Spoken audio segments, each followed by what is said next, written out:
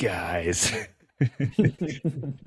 I'm joined with the legendary Maël Ruffini, who is founder of Rhumb Studio. So the reason why we wanted to do this recording is to ask some questions to Maël to get a sense of who he is, what he's building, and what he's built recently. Okay, so the Big M. Maël, I don't know, has anyone ever called you Big M? No. Okay, I won't ever do that again then. So, what is Rhumb Studio and why create a studio? So the goal with this is to expand the scope of the project I take on as an independent. Until now, I've only worked as a developer. So what usually happens is that agencies or freelancers, designers get a project, they sign a new client, and then they need help for the technical part, for the development. And so they come to me and we collaborate, which is great. And I love doing that. But I would also love to do more than that. I've actually started working and learning about web design and the digital space by doing design and project management. And later on, I started doing development because I wanted to be able to develop and build my own project, which I then, I guess, specialize in. But now I'd very much like to work more closely with clients, take on bigger projects, as well as collaborate more with different people. And I thought it was easier for me to do that through an outside entity than myself, if that makes sense. Yeah, it's funny, isn't it, when you start something new and you've got a really, it might just be you or it might be a super small team and you're like, we're a studio, and it feels a little bit grandiose. But actually, it's a suggestion of what you're trying to build as much as Yes. like where you are. And I guess something to say is that like generally agencies come to you to say, hey, we need something really good. Can you help? And then you're almost like white labeling for them. You come in as this like SAS of code, this commando who's just like, I'm just going to come in and sort this out. But actually, it sounds like you want to be part of the wider process of the project generally, from design and development. Is that right? Yes. So I've done white label a lot, which was fine at the time, but now is a bit frustrating because obviously you want to be able to share the things that you built. Also, I've been lucky enough that I've collaborated with a lot of agencies and freelancers that were oriented more towards collaborations, meaning that they were proud actually to say that they worked with various people and they wanted to show that the work was a collaboration and just not put out the work as their own. So I was lucky with this. Also, and I'm a bit lost now, but yeah, I think what you said before was very right. The fact that when you start your own thing, you can feel a bit like a fraud because you're saying, okay, I started this studio, and at the end you're just by yourself, which feels a bit weird, but it's also, I think, a necessary step if you want to achieve a certain thing. So yeah, I think you were right with that. And also it's nice because now you are joining, right? And we are a team. Yeah, We've got more than one person. exactly, which is also very fun. And yeah, definitely. It's exciting to be part of something that is like a seed, and we're going to try and make this seed grow into an oak tree. Okay, so how does this impact your website? Because so much of the time people are like, so I want to set up a studio, and then they make a website which is kind of off the base of loads of other different studio websites. They're like, right, I want a studio website. Let's look at all the most successful studios and copy them. And it's hard to like think, I'm going to do something different. I'm going to try and make something that's like my own thing and feels like very uniquely you, because that is kind of scary in itself. So can we talk a little bit about your website and what's happening there? Yeah. If sharing screen is more helpful, do that as well. Let me do that now. So while Maël's doing that, it's worth saying that a lot of stuff is about to change. So it's interesting to look at this now and capture this moment in time. Okay, Maël, let's carry on. So the goal, until now, as a freelancer, I've mostly done creative work. So I've done a lot of Three.js animations, and usually I've worked on creative websites, which I love.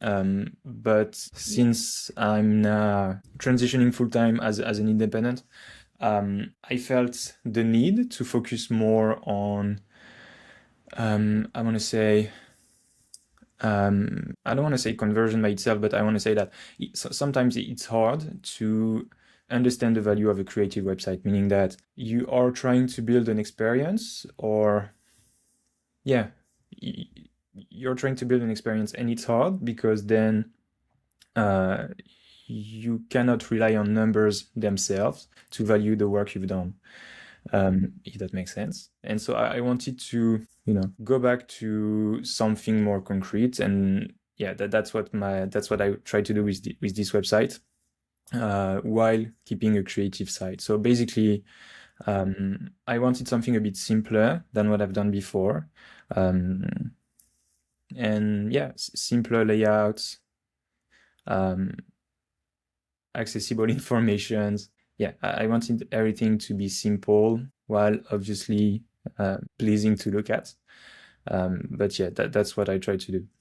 And yeah, I guess that's pretty much it. Should I say anything more about it? Well, I would also say that there's a lot of like nice little touches with this website that I think are quite unique. And so, I mean, one thing about you particularly, and why someone should hire you, is that you're really good at creative development. You're really good turning ideas that are like, yeah, so I want it to kind of flow like this. And you're like, okay, I can do that I can turn, this hand motion into an animation with code on a website. And I think like you definitely see that with this website. But I guess something that we talked about was that now with AI websites and there's so many different Webflow agencies, it's kind of like, why should someone come to you? Like, what is the perfect client gonna come to you for? And something that we talked about was this compass direction and how clients want to find their North Star, and you might not be the perfect person for everyone. Yeah. So who are you perfect for? So I think that's something to think about in the context of looking at this website and Sure. Changes that we've talked about making. Yeah, definitely. And I think I was not completely correct with that version of the site, because I think the work I'm trying to attract is actually more creative than that. I try to, go away from it, thinking that it would be easier for me to get new opportunities and value my work more.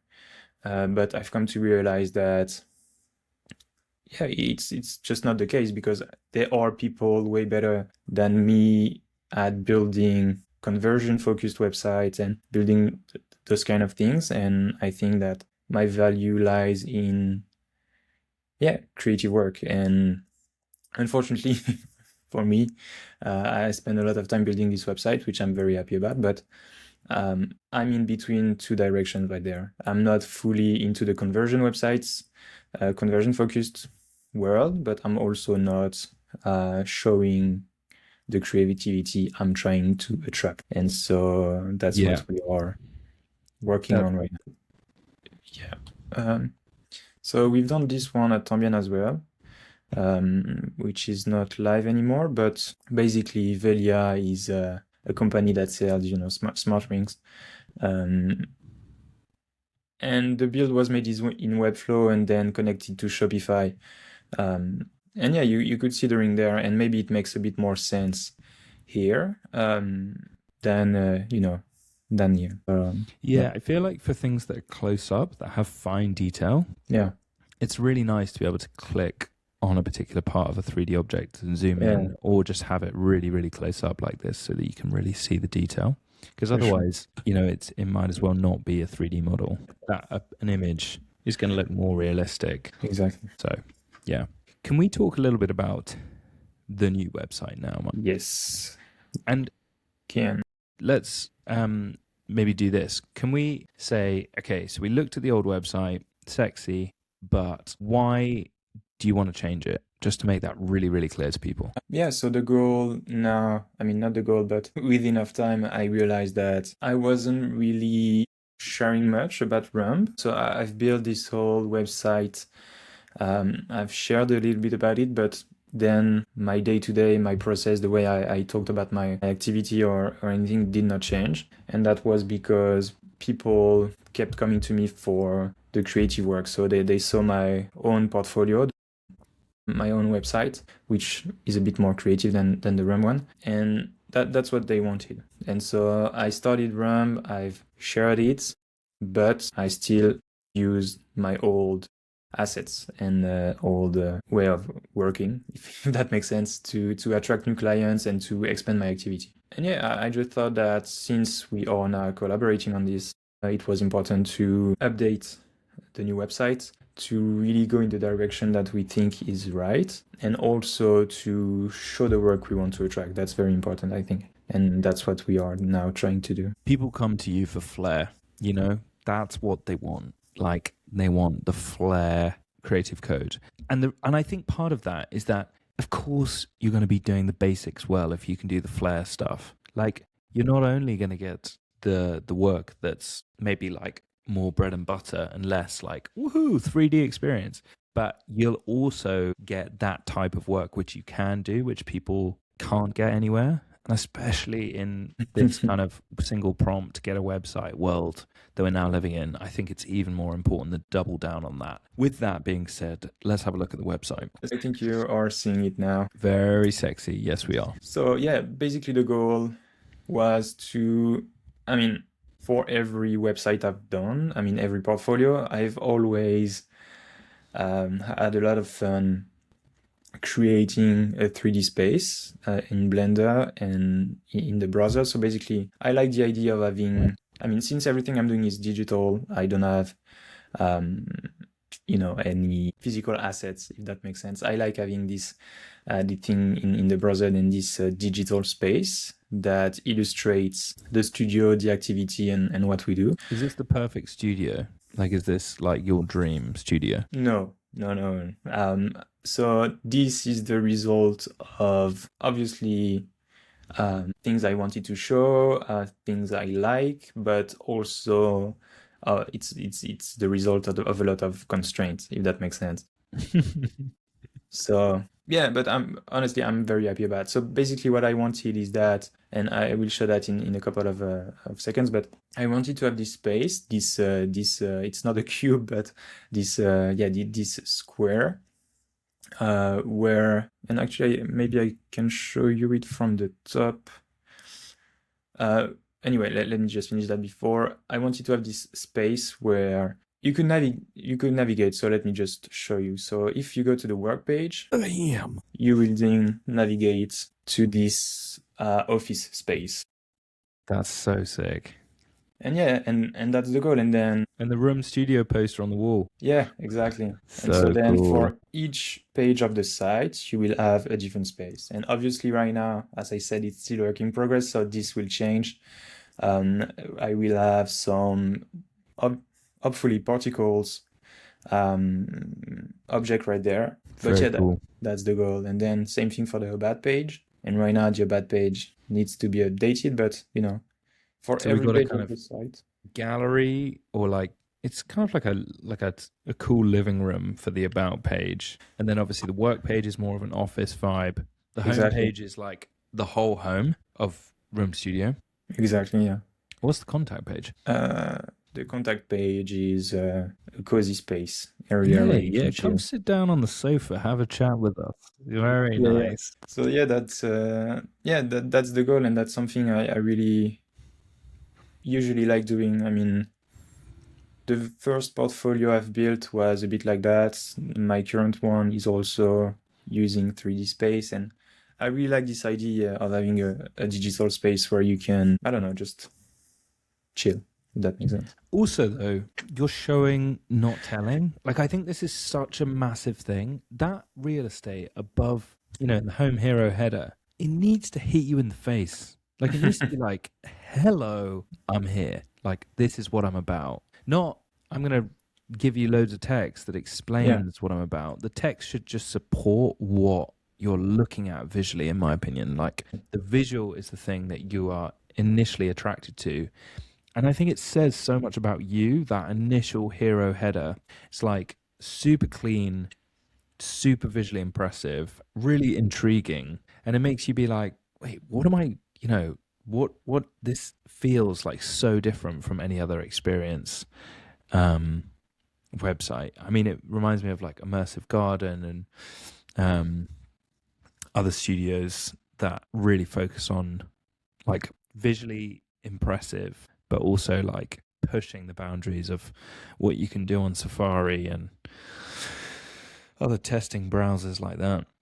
Yeah, obviously, agencies like that, Immersive Garden, and Scene, and everyone are what we are trying to achieve. But I just also want to tell that obviously we are not at the level they are. They're at the top. We are trying to go there. We are not there yet. Yeah, I mean they've set But the bar. they're a huge inspirations, and Yeah, yeah. yeah, definitely. There's some incredible agencies out there.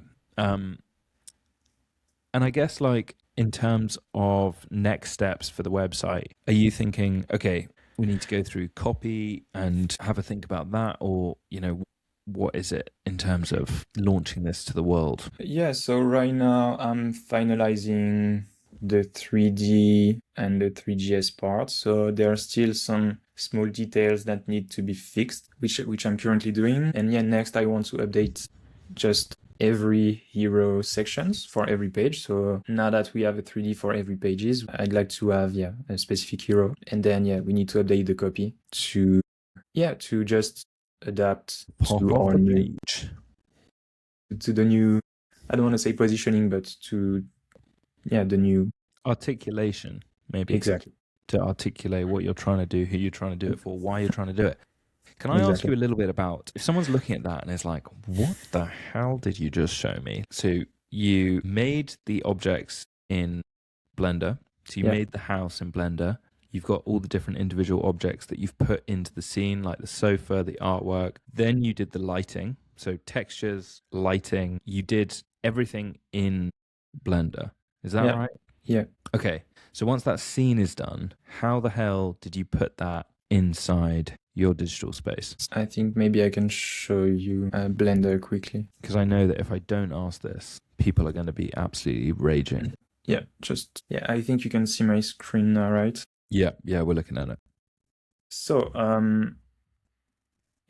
basically the first step is to build everything in Blender. So I've had different scenes that I've built, which did not work. It was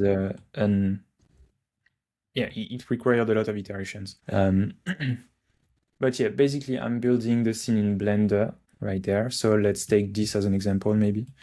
So I have my work there. So the goal, and I don't know if that's exactly what you asked, but let's do something like that. Wow. So basically, once the scene is done, is modeled and everything. So I started by shaping the space. So I knew that I wanted my office there. I had some references. So I know that I liked the idea of having two spaces like that separated by a wall, because I knew that if I looked at it at that angle, it would look pretty cool. And yeah, that's how I shaped the space. Then I needed just to block each individual spaces. So I knew that I wanted my desk there. To be honest, sometimes, and I don't know if I should say that, but you're also kind of, how do you say it? I mean, this space right there could have been anything, it could have been jacuzzi. Yeah, a basketball court or whatever, You want something that is pleasing aesthetically, that is not too complicated, that will not require too many vertices or triangles, because then in Three.js, the heavier the models, the slower the load time. Exactly, and not only the load time, but for all the devices and slower computers, sometimes the scene can become a bit too much. But yeah, so that's the goal, and that's what you end up with, and then you work on the lighting, which is very fun. So at first, you start by positioning lights where you think they will make sense, and it's where it's actually super fun.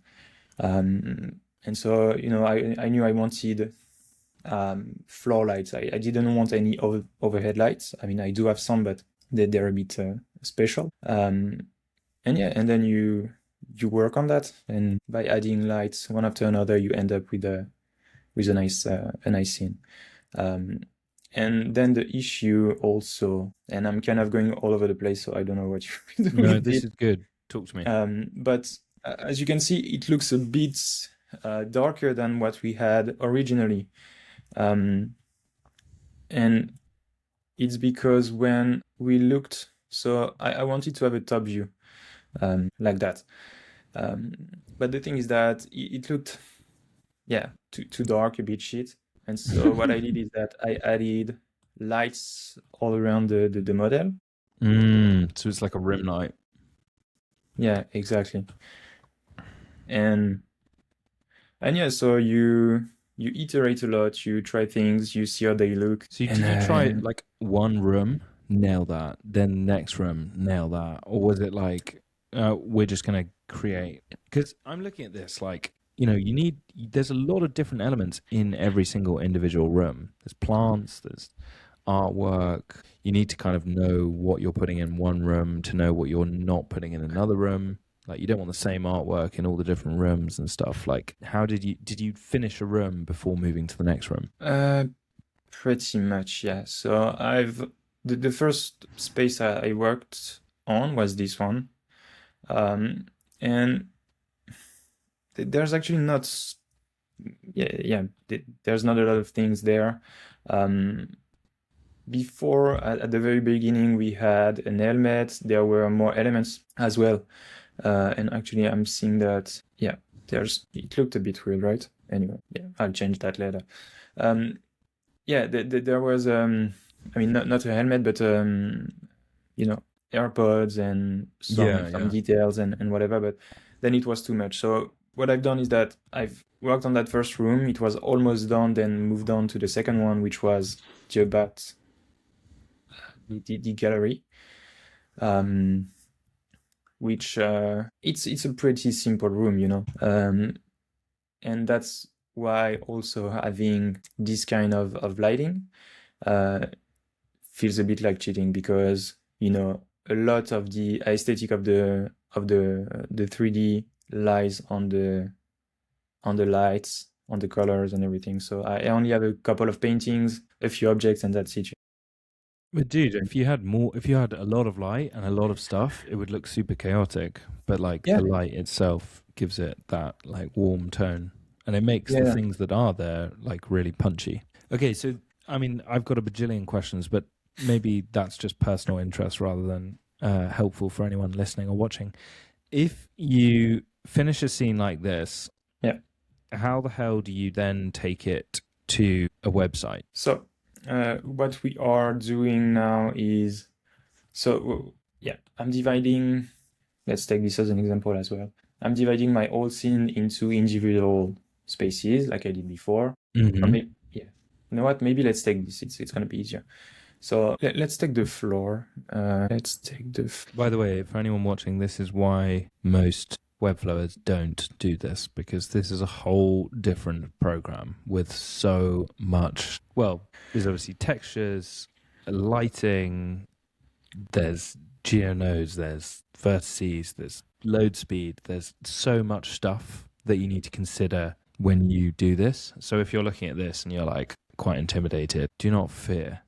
It is, I think it's important to be like, you don't need to know every single tool. We're just showing how Maël has created this website. Yeah, so basically, I have my floor here, and my goal is to take it and export it in the browser, right? So the first thing I'm doing is that I'm creating a new texture, a new plane right there. So we can see that we have my baked floor. And what I'm doing is that I'm unwrapping my model first, meaning that I'm taking this floor, and I don't know how to say in English, but I'm making it flat, so that I'm just unwrapping it. It's like let me show you an example. It's going to be easier, I think. You can just say flattening. Flattening, yeah. So flattening the model. If you look at this, you have a cube, and then when you unwrap that cube, you end up with this texture, right? Yeah.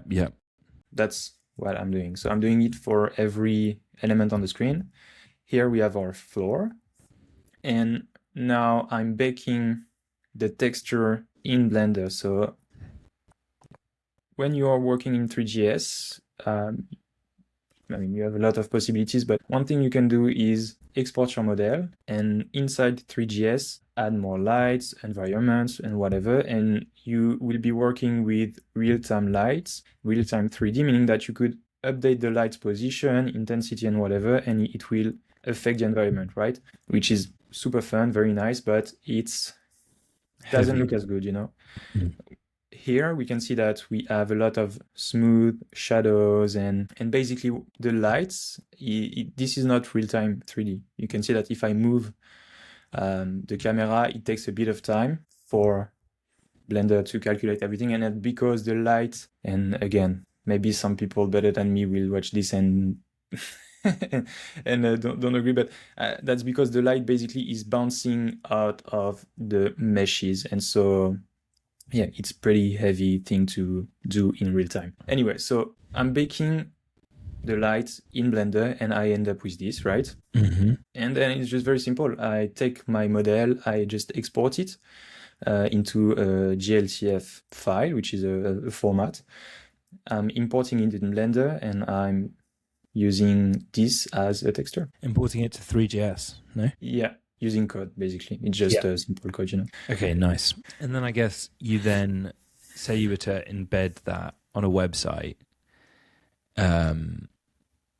that's probably a whole other episode, because thinking about mobile and God, there must be so much that goes into that. Yeah, and it's also a bit more than that, because maybe I can show you as well. I guess on click, you need the camera, because you've got your model, but then you've also got camera views that you need to click. On click, camera view zooms in on this room, etc. Yeah, then there's the whole logic for page transition and everything, but there's also a couple of things that are nice. And the first one is that basically when you're using baked textures, it looks good, but it looks a bit static. And let me show you how it would look like. So by default, my scene would look like this, which is fine, but I would like to still get a bit of movement, a bit, of that real-time effect.